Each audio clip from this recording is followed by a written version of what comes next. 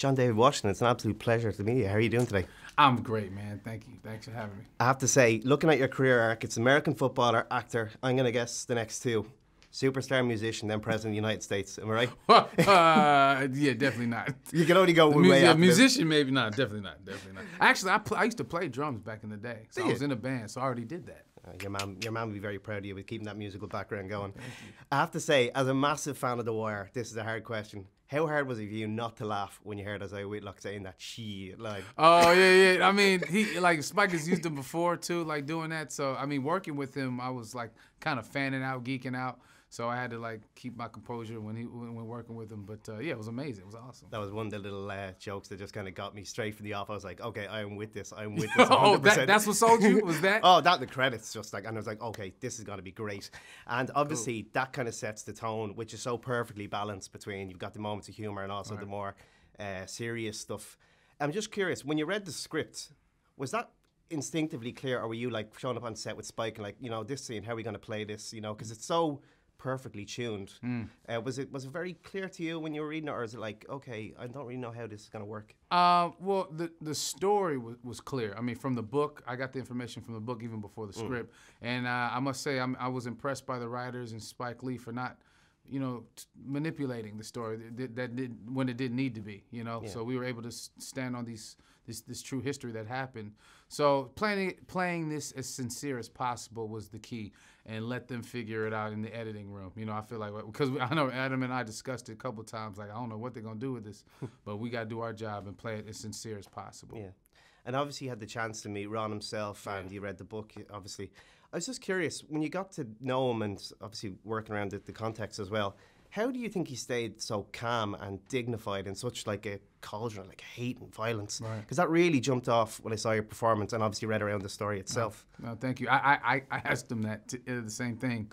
And he was basically saying that he was a man of his mission, you know, a man about the mission. And he was well supported, man. I mean, he had other detectives and this chief that were, you know, that were white men that believed in this sting operation.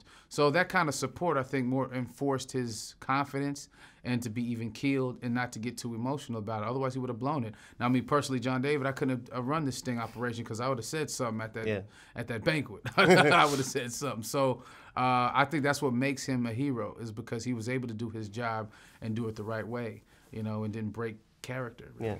You mentioned support there, and there's some unbelievable supporting players in this cast. Oh, yeah. You always hear stories like actors getting to know each other off camera because it kind of feeds into the role and the camaraderie on screen. Working with Adam, was that the same? And also, to a certain extent, the opposite for Topher. Do you kind of want to avoid that, just so the kind of animosity between David Duke and Ron, you know? Well, getting like Spike Lee is is big on process and rehearsal, at least on this project. So that rehearsal process, it was almost like a couple weeks, really helped with the relationship. I feel like, you know, I'm a huge fan of Adam and Topher, you know, so I knew their work going in. They didn't really know mine, so I really had to earn their trust. And I think what was happening, you know, which was art imitating life, life art moment in this film with Adam and I, was as he was trusting me more, I think the character was as well.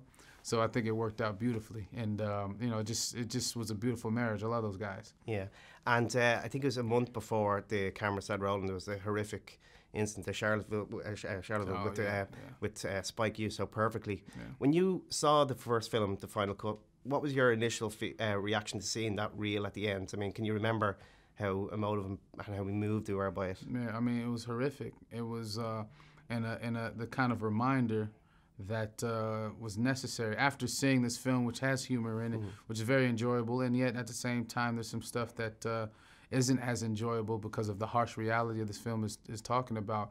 It brought it all together. Like, this isn't make-believe. This isn't an idea of things that happen. This is actually happened. This is what we're living with, and we're seeing the generation. So I thought about how generational hate is and the language. I hope people, when they see this, they really listen to what everybody's saying in this film, which is the language of hate, you know, and you see that how it's with us today. Yeah.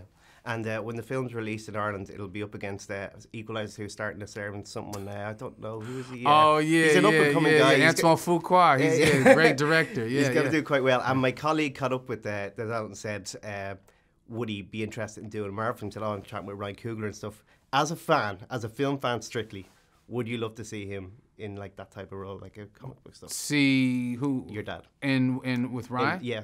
Sure. I mean, I'd like to see anybody with Ryan Coogler, man. I'm here for I'm going to that film every time. Ryan Coogler film, I'm there for. Well, you know, best of luck with BlacKkKlansman. Absolutely loved it, and with the presidential bid coming up as well too. Oh yeah, I don't know about that, but thank you. John David, appreciate absolute pleasure. Thank you. We must unite and organize to fight racism. Are you down for the liberation of black people? Power to the people. All power to all the people. All power to all the people. That's right, sister. For you, it's a crusade. For me, it's a job. You're Jewish. That hatred, doesn't that piss you off? You're taking this Jew lie detector test. Why are you acting like you ain't got skin in the game? I'm telling you, the wars are coming. White power! Black power! Knights of the Ku Klux Klan. That's us. Stallworth brothers. We're on a roll, baby.